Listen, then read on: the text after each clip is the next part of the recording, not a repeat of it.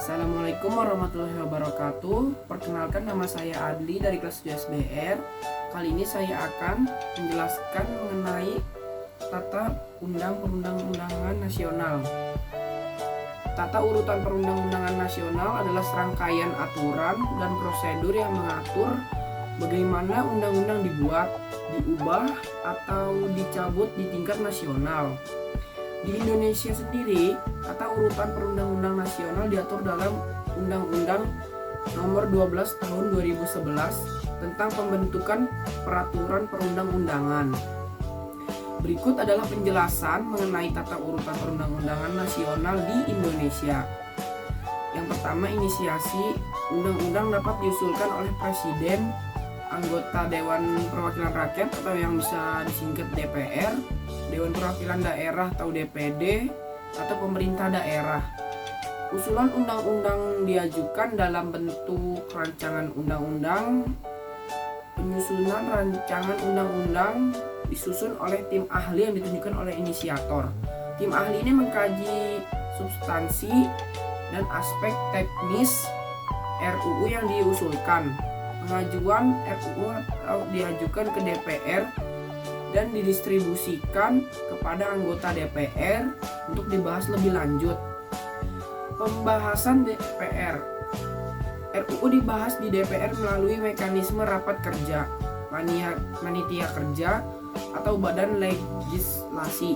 Pembahasan meliputi analisis substansi RUU, diskusi, perumusan pasal-pasal, dan penambahan atau penghapusan pasal-pasal. Persetujuan DPR. Setelah pembahasan selesai, DPR melakukan pemungutan suara untuk memberikan persetujuan terhadap RUU. Jika disetujui, RUU kemudian diteruskan ke Presiden. Penandatanganan oleh Presiden setelah menerima RUU yang disetujui oleh DPR. Presiden menandatangani RUU menjadi undang-undang. Pengundangan. Undang-undang yang telah ditandatangani oleh Presiden diterbitkan dalam lembaran negara yang merupakan media resmi untuk mengumumkan peraturan perundang-undangan. Pelaksanaan. Undang-undang yang telah diterbitkan berlaku dan harus dilaksanakan oleh seluruh masyarakat. Pelaksanaan peraturan pelaksana. Untuk mengatur lebih lanjut implementasi undang-undang, pemerintah dapat mengeluarkan peraturan pelaksana.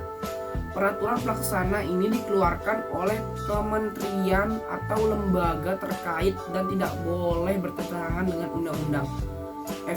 Evaluasi dan perubahan. Setelah undang-undang berlaku, dapat dilakukan evaluasi terhadap pelaksanaannya. Jika ditemukan kekurangan atau perlu dilakukan perubahan, DPR dapat mengusulkan perubahan melalui RUU atau DPR dapat mengajukan pertanyaan atau interupsi kepada pemerintah untuk meminta penjelasan dan langkah-langkah perbaikan. Itulah tata urutan perundang-undangan nasional di Indonesia.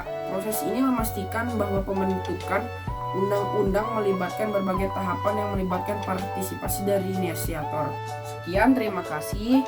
Bila ada kesalahan dalam penyampaian, mohon dimaafkan. Wassalamualaikum warahmatullahi wabarakatuh.